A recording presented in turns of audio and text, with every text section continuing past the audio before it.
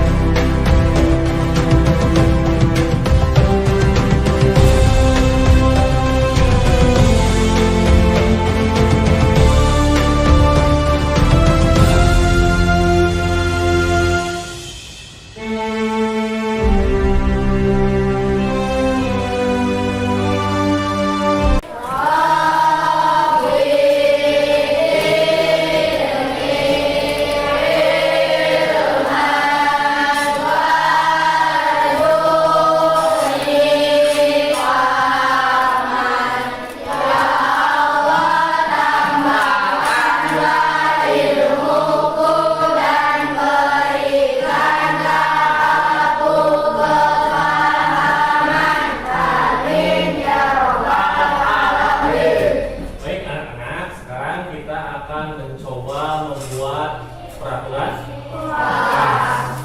Barangkali ada yang tahu gunanya dari peraturan kelas. Ayo kan peraturan. Nah, coba peraturan kelas. Maksudnya kita pertama mari ada yang main bola, ada yang tiduran, kemudian ada yang membuat kekacauan. Sampai tinggal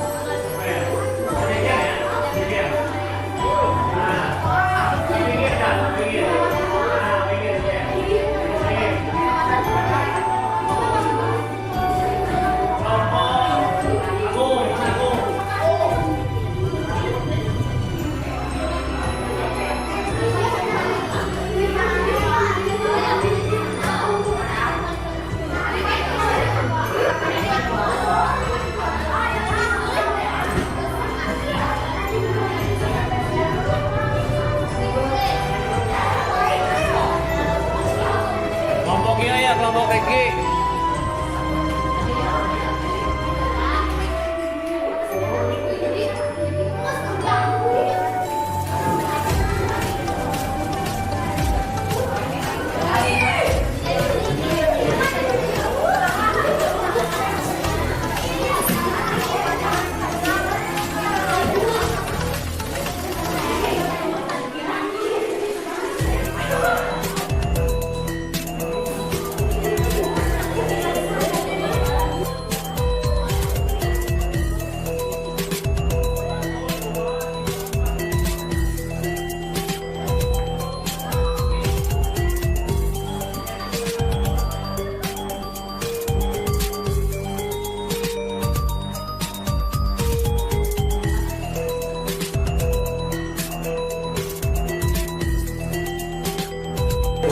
Peraturan yang ingin ada oleh kelompok 5. Jangan. Oh, syarat daerah sama. Jangan keluar luar saat jam pelajaran. Terus.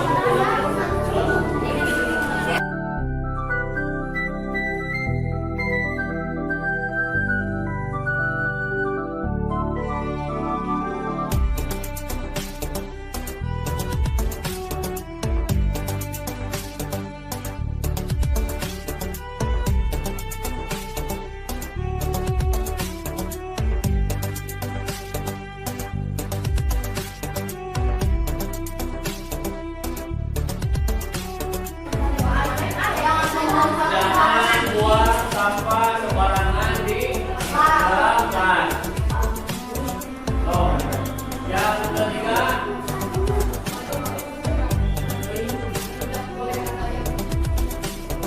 baju harus rapi, tidak boleh ada yang berkarat. Laki orang kurang kelompokin, ya. Nanti kita kelompokkan peraturan peraturan kelompok air kami air beda, jadi kami masuk kami harinya. Serangga sekelompok air we. Terus yang keempat, jangan bermain bola di dalam kelas.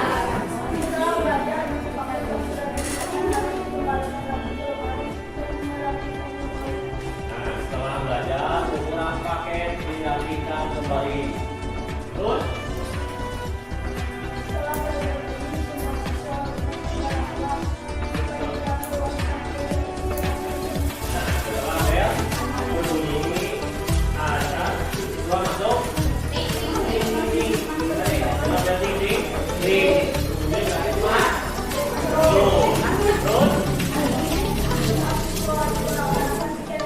semua siswa wajib melaksanakan bikin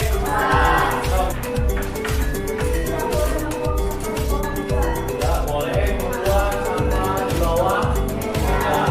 Jadi jangan lupa lanjut kelompok C. Dulu harus bertugas dengan benar. Kamu tapi kamu mau buat apa?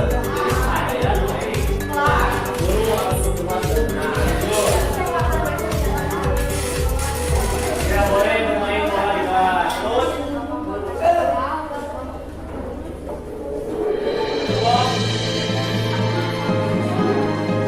dilarang membuat cabut.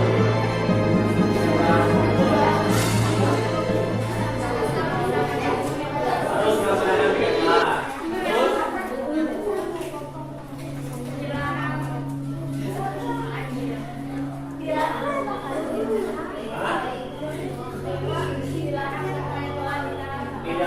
dilarang bermain bola di dalam kelas ataupun poli.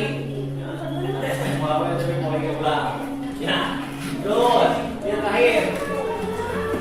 Ini pilihan terus stop bermain bola di dalam kelas. Stop bermain bola di dalam kelas.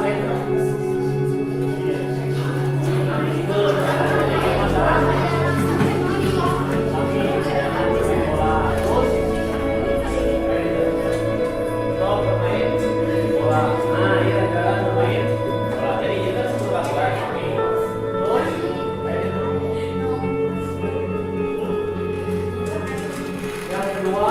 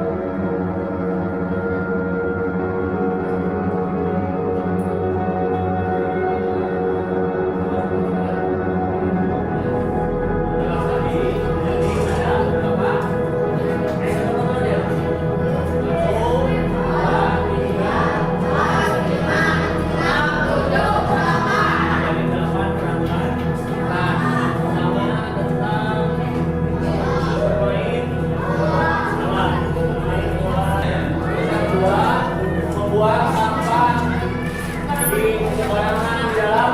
Nah, di kaitannya dalam. Menjaga, menjaga terus kita.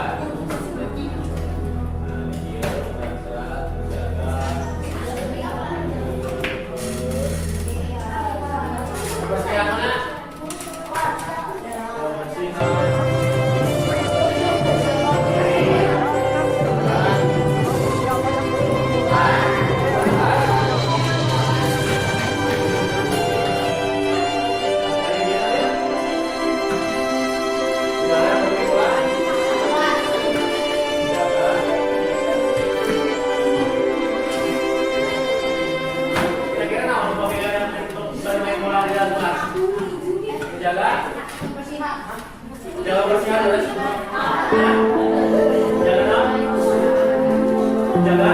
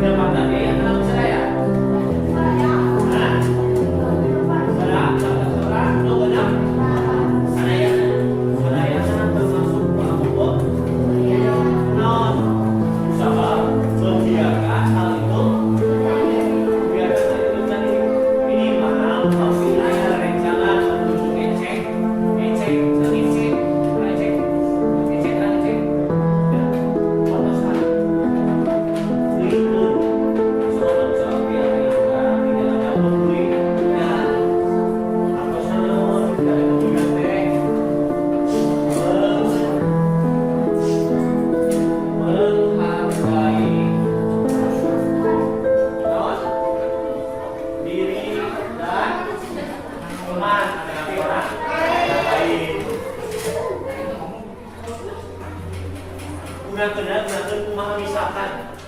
No jelas? Kumaha misalkan. Orang eta prinsip-prinsipna kumaha misalkan. Ido ngecek ini kumaha misalkan lamun si Ido ngecek ku. Jangan misalkan nyoet kudu periksa. Kumaha misalkan kumaha sih? Jangan misalkan ke sana kumaha rasanya. Jadi orang sedang menghargai diri Anda dari orang sampai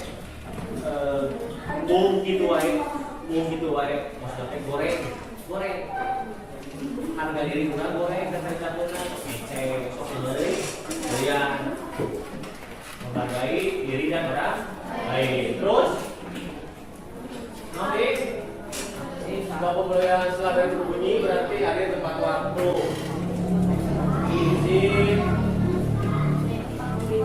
keluar kelas. Kelas tiket. Dimanapun kalian berada, selama keyakinan kelas keyakinan ayah anu dirasa penting, wajib dan satu sapotos menghargai diri dan orang lain. Atas, ngerti? Ayo permainan. Boleh permainan?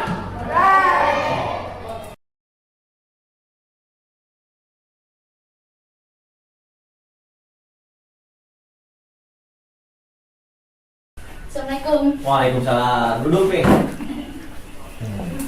Ping, Bapak dengar ada teman kita yang menangis. Kenapa memangnya? Ya Pak, pas mau istirahat keluar kelas, saya mengiring bola menuju lapangan, tapi Aisyah dan teman-temannya menghalangi pintu kelas. Lalu? Saya tendang aja bolanya supaya mereka tidak menghalangi dan ternyata mengenai punggungnya. Bapak paham, Ping sudah tidak sabar untuk bermain bola. Ya Pak, teman-teman sudah menunggu. Terus bagaimana dengan Aisyah? Kasihan juga Pak, tadi ketendang sama bola karena saya tergesa-gesa. Jadi apa yang nanti harus Ping lakukan? Lain kali saya akan menunggu giliran keluar kelas Pak. Ada lagi yang lain, Ping? Saya juga akan meminta maaf kepada Aisyah karena tidak sengaja Pak. Bagus, ini yang Bapak harapkan. Bagaimana dengan bolanya? Saya tidak akan membawa bola lagi ke dalam kelas Pak. Assalamualaikum. Waalaikumsalam. Duduk, Najwa. Bapak lihat wajah kelas kita hari ini tidak begitu indah. Apakah ada temanmu yang belum melaksanakan piket kelas? Tadi saya belum sempat membersihkannya. Loh, kenapa kok tidak dibersihkan? Bukankah ini jadwal piket kalian? Saya buru-buru jajan ke kantin Pak, soalnya saya lapar. Oh, begitu. Bapak mengerti kalau kamu lapar. Ya Pak, soalnya saya belum sempat sarapan. Iya, Bapak paham. Kira-kira bagaimana dengan wajah kelas kita supaya tampak bersih? Saya bertanggung jawab membersihkannya Pak, nanti ketika jam istirahat. Bagus, ini yang Bapak harapkan. Apalagi kira-kira yang akan kamu lakukan? Sebaiknya saya akan sarapan dulu di rumah sebelum berangkat ke sekolah Pak.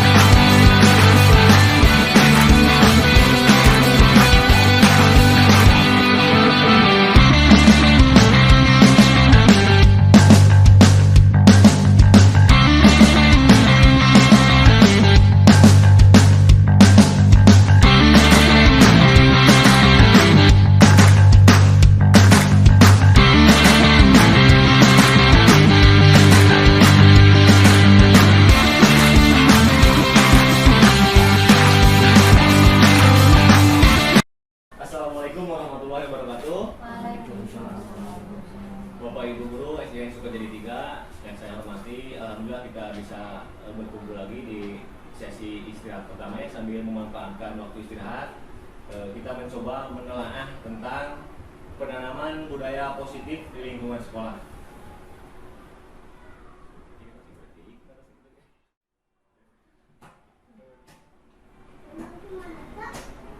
Untuk tahapan pelaksanaan budaya positif, yang dimaksud budaya positif itu budaya yang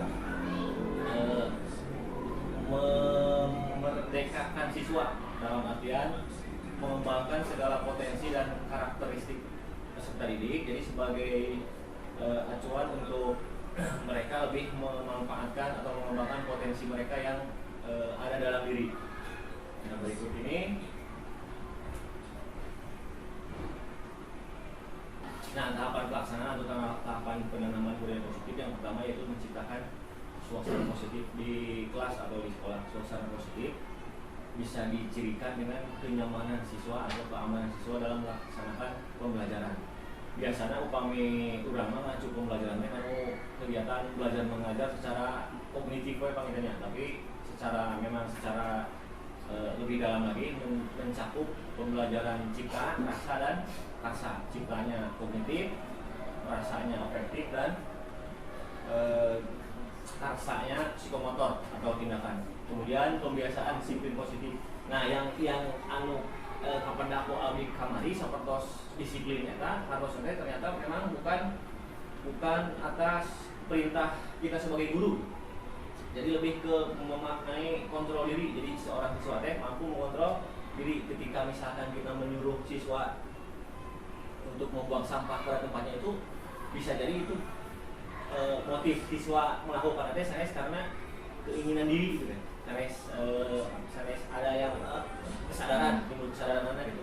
Jadi bisa jadi karena motif misalkan seperti kurang tinggal guru nanti ya antara pisieun antara biasa upami sok dipanggilkeun sok rasa di keluarga guru orang sok dipasihan semua itu sok dipasihan penghargaan gitu. Terus seperti posisi kontrol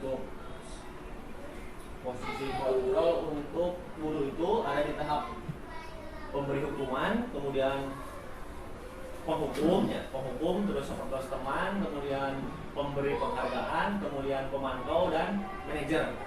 Yang ku abdi pribadi dilakukan rata-rata sebagai penghukum. Maksana penghukum itu bisa kalau dihukum dengan penghargaan. Maksana misalkan seperti jadi polemik akhirnya seperti sistem rankingan.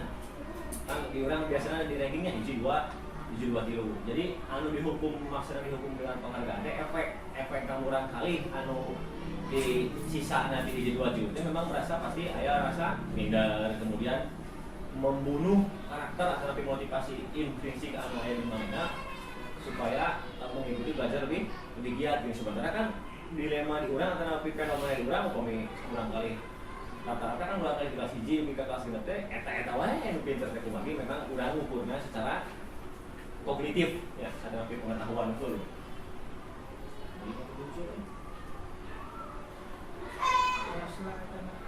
Presentasi ya kan? Presentasi PowerPoint. Di mana di PSN itu baru.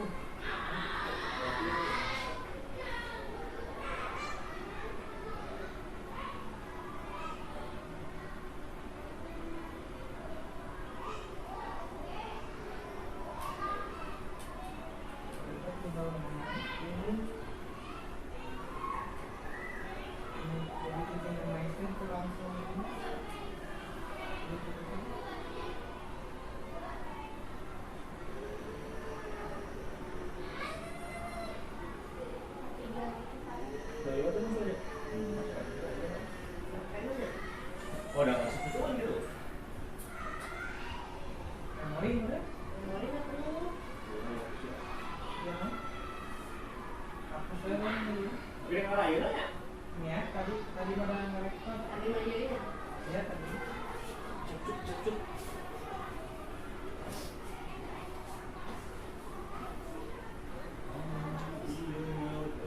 Ya kemana ya? Muncul lah.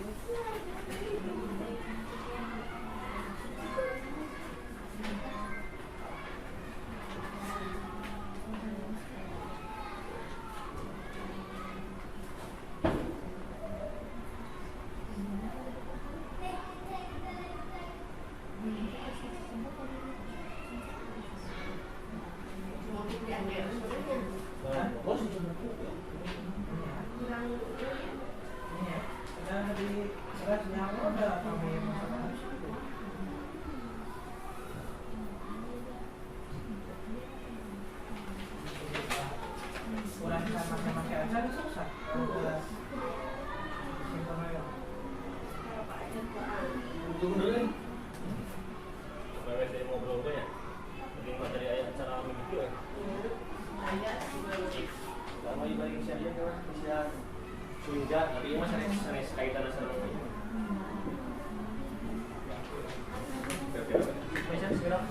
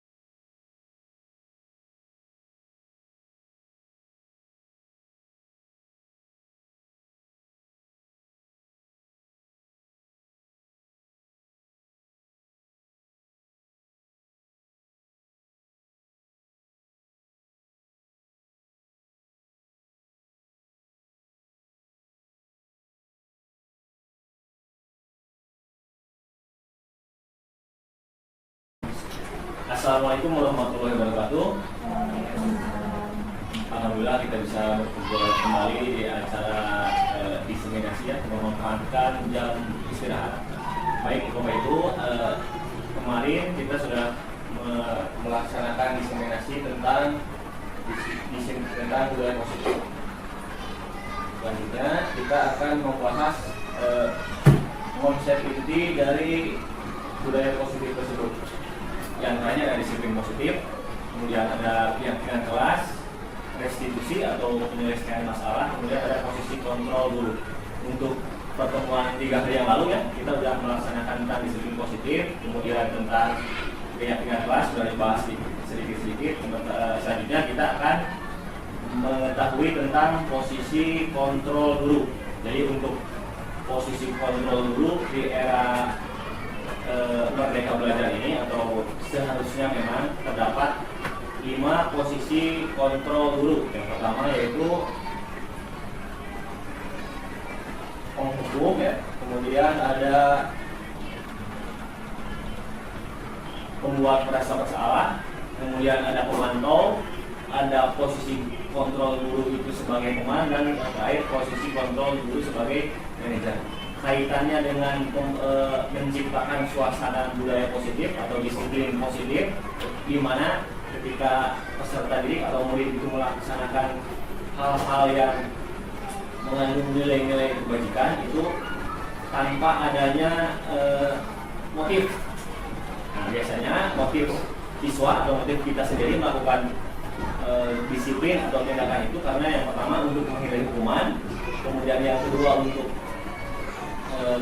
mengharapkan penghargaan atau imbalan. Nah, yang ketiga ini yang kita harapkan muncul ada di dalam diri murid tersebut atau dari motivasi intrinsiknya, yang mana posisi yang ketiga itu atau motif dari tindakan itu yang untuk siswa itu yaitu untuk sebagai upaya memenuhi kebutuhan. Nah, ketika ada akan suasana disiplin positif menuju ke arah budaya positif. Jadi disiplin itu ada disiplin yang karena terpaksa, misalkan ketika kita menyuruh atau mengajak siswa melaksanakan piket kelas, bagaimana caranya supaya siswa tersebut merasa bahwa melaksanakan piket kelas atau proses itu merupakan kebutuhan dari dalam dirinya. Nah, berikut ini kita akan melihat tentang posisi kontrol dulu ya.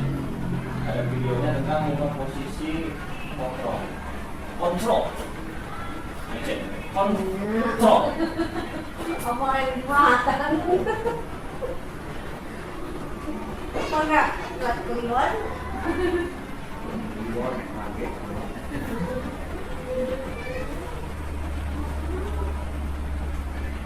Kontrol.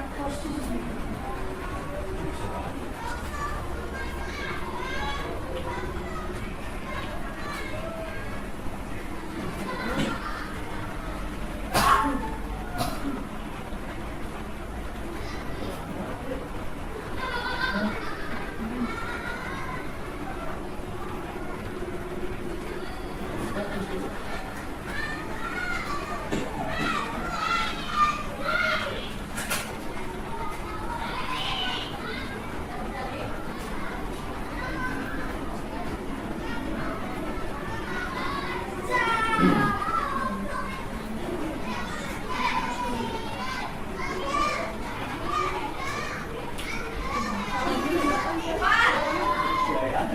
cari kalau di sini dedena. Sayur. Ini dia di pameran pagi tadi dia.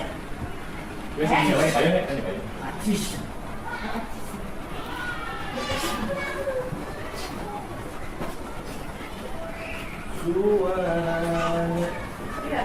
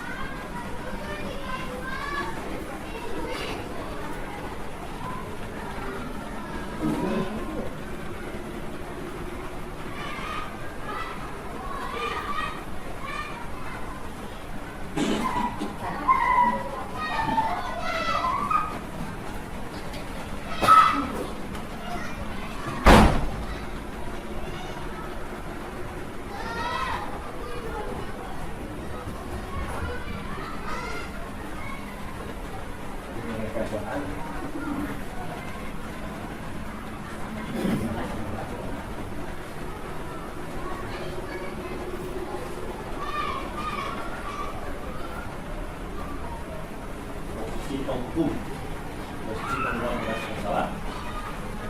Kemudian ada posisi teman, posisi pengontrol, terakhir sebagai posisi kontrol. Pada prinsipnya 5 posisi ini pasti pernah kita lakukan, cuma kita belum menyadari maknanya.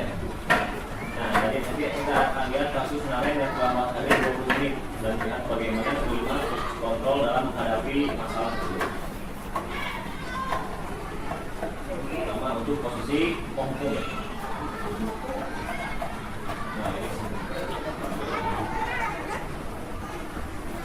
Nah, ini terlihat sekali ya wajahnya posisi tongkum.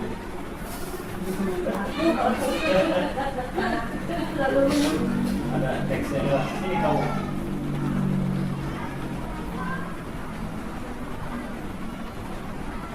Nah, ini kata-kata yang terlihat dari posisi tongkum ini terlihat menghakimi ya, baik secara fisik maupun secara verbal.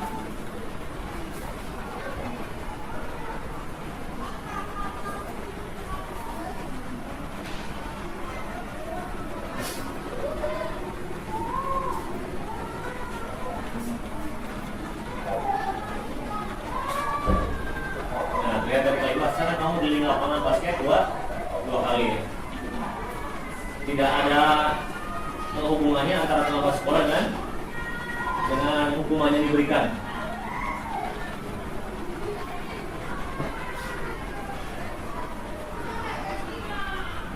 Tambah lagi 3 jadi 5 kali. Tidak kapok.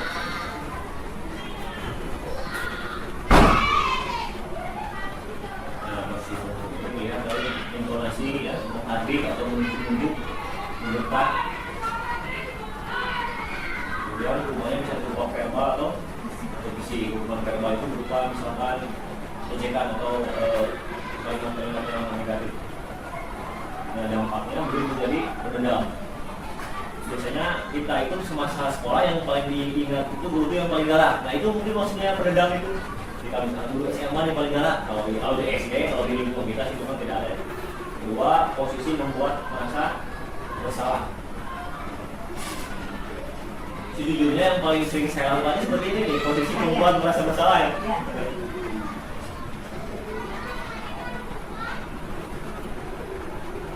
Mungkin memang tujuan kita bukan kita dulu, tapi untuk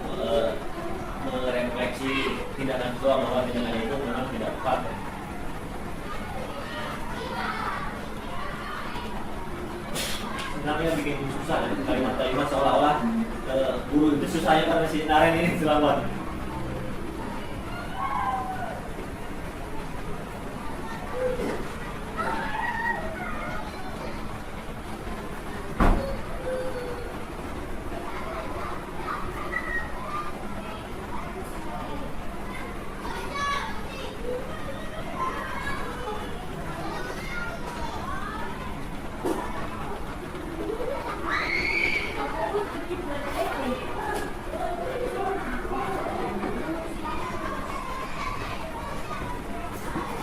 Posisi penghubung dan posisi pembuat merasa bersalah ini sama-sama efeknya soalnya memang tidak bagus ya. Kalau misalkan dari fisik untuk pembuat merasa bersalah ini seolah-olah membunuh karakter seolah-olah dia itu si paling merasa bersalah.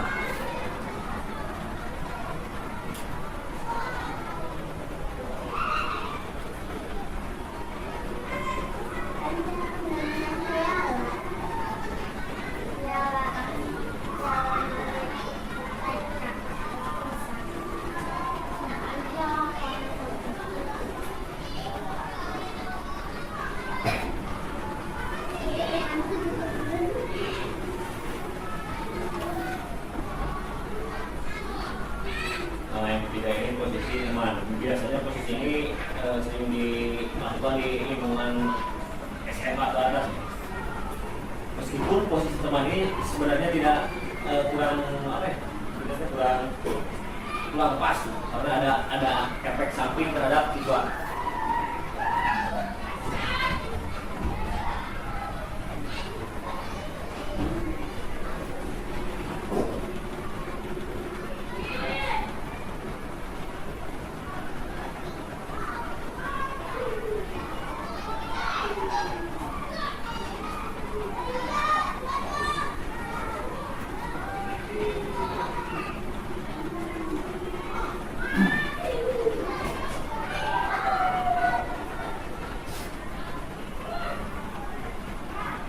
Jadi lebih menghayati dari suaranya. Jadi seolah-olah ini ya. Nah ini tadi ibu kalau yang membuat pesan-pesan kan seolah-olah ibu yang menderita, kalau ini seolah-olah menarik perhatian oleh ibunya, ibu guru yang atau bapak guru yang berposisi teman. Efek sampingnya ketika misalkan guru berposisi teman itu dia tidak ada lagi yang tidak bisa mendampingi, misalkan gurunya tidak, pasti mood belajar tersebut akan berbeda gitu. Atau misalkan gurunya berhalangan hadir, misalkan guru ini berhalangan hadir digantikan sama Pak Ajat, ya jadi karena siswanya udah klop sama guru, biasanya jadi tidak ini.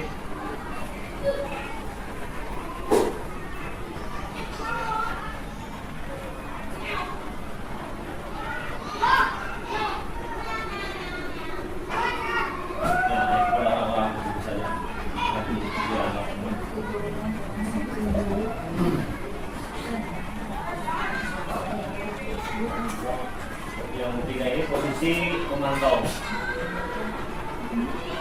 ya.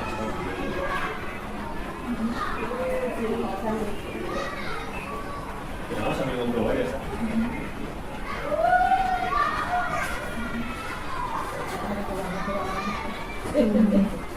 Kalau pemantau ini terlihat istilahnya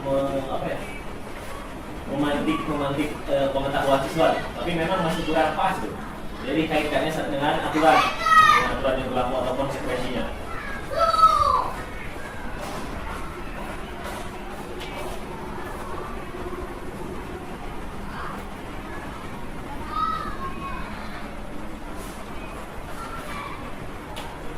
Kalau secara logika ketika siswa misalkan terlambat, kemudian dia masuknya lebih lambat lagi, kan mungkin tertinggal pelajarannya ya. Kalau selalu dikaitkan dengan konsekuensi atau hukuman.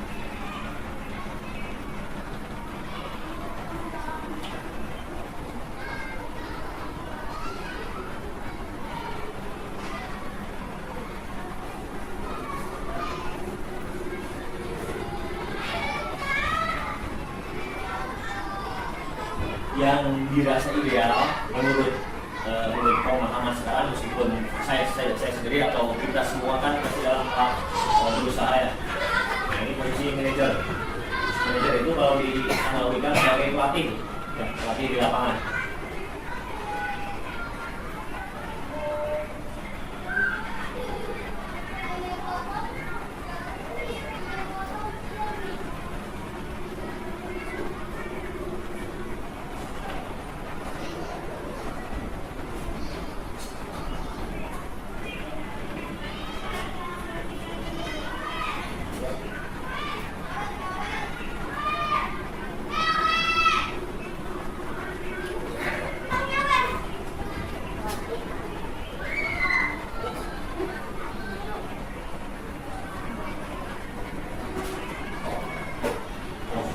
Ini hanya berusaha menata pemahamannya atau mengungkit atau recall pembagian pengetahuan deh. Solusinya ada pada siswa, kemudian menyadari kesalahannya. Biasanya kalau misalkan timbul kesalahan dari siswa, maka dia akan lebih lama ini ya.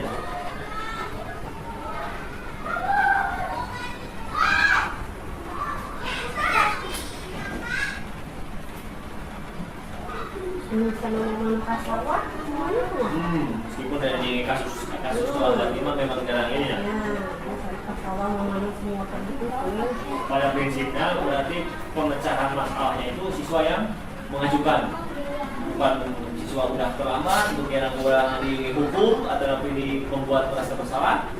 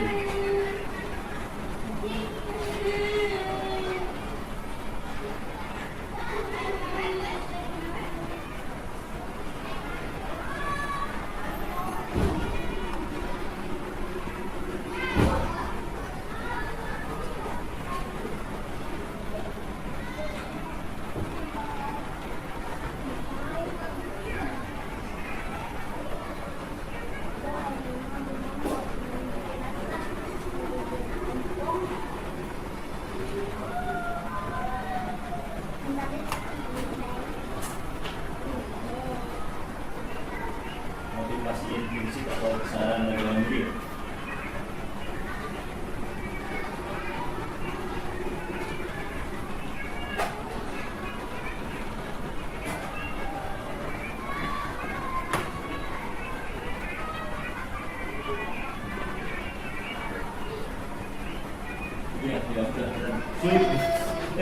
Tidak mudah. Kadang-kadang memang posisi guru itu harus berada di antara kelima posisi tersebut, tidak bisa kita di salah satu.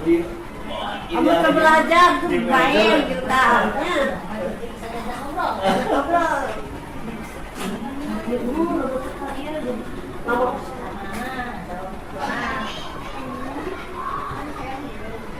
Jadi konsep merdeka itu bukan merdeka membuat kehendak, tapi dalam hukuman.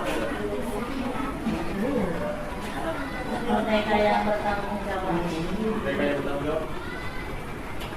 Jadi ulama berente ketika kita memang pada situasi tertentu memang diperlukan di posisi penghukum, di posisi membuat rasa bersalah diperlukan.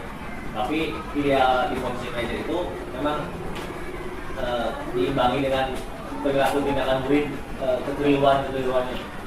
Selanjutnya kita akan menyimak tentang segitiga restitusi. Segitiga restitusi ini konsep pemecahan masalah di mana siswa mengembalikan identitas siswa yang gagal. Jadi ketika misalkan ada siswa yang berselisih, bagaimana caranya siswa tersebut tidak merasa orang yang paling bersalah. Jadi kita membuat dia kembali ke lintasannya. Ketika misalkan ada ibaratnya siswa itu terlempar dari lintasan lagi, gimana caranya kita menyemangati siswa tersebut untuk masuk ke dalam lintasannya. Nah, kan jadi salahnya. Kadang kita juga atau saya sendiri misalnya ketika ada siswa yang berselisih itu kita panggil dua-duanya, padahal itu tidak terlalu tepat.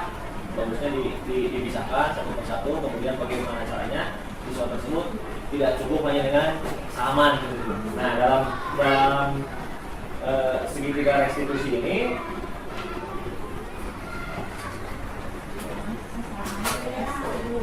karena nggak ada ya ini ya, tapi memang siswanya tidak ada untuk jenjang SMA tidak terlalu masalah gitu.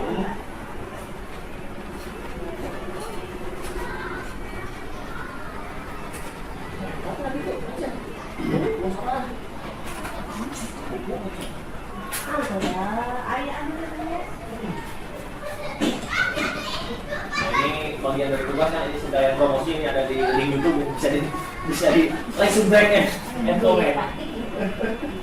Foto pangurus sudah tahu itu ya, Odi.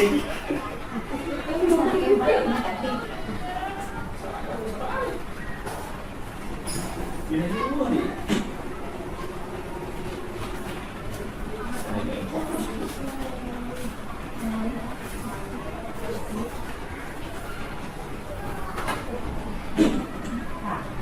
Nah, restitusi ini proses menciptakan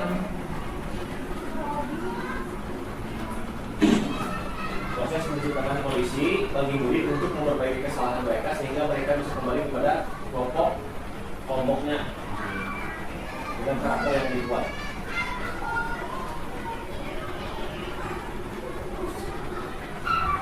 Nah, kenapa harus memakai restitusi atau segitiga restitusi? Yang pertama, restitusi belajar dari kesalahan. Kemudian berusaha memperbaiki hubungan. Nah, restitusi itu tawaran bukan paksaan. Kemudian ada menuntun untuk melihat di dalam diri, maksudnya ini untuk manfaat bagi siswa ini. Kemudian mencari kebutuhan dasar yang mendasari tindakan.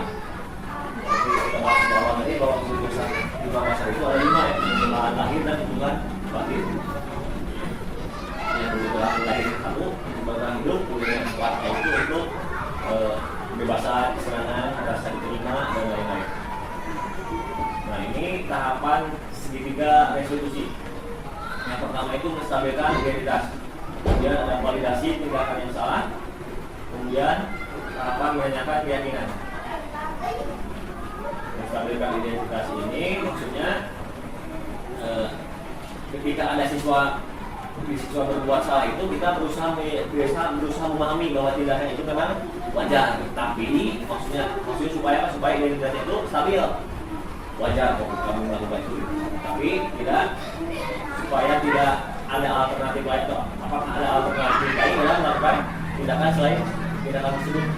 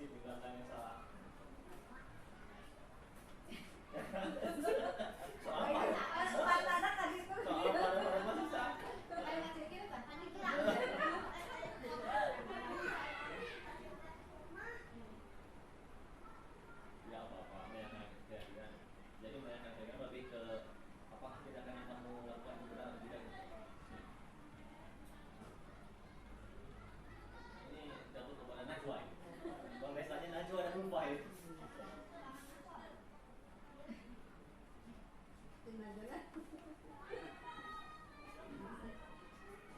Jadi si Dennis, anu balik itu nanti kuping, kalau dia sekolah dia. Mensiasati unggul. Tuh tidak cermin kan itu enak namanya. Cermin kayak kamar itu. Ya. Wah, ciri kasih. Kalau setinggi gitu, realisasi habis gitu. Rasanya. Cip, ada oleh cip sih. Masa kita cekap juga 12 menit masuk. Ah, mau ya. Pakai terakhirnya. Oh, kita nanti doang, Pak.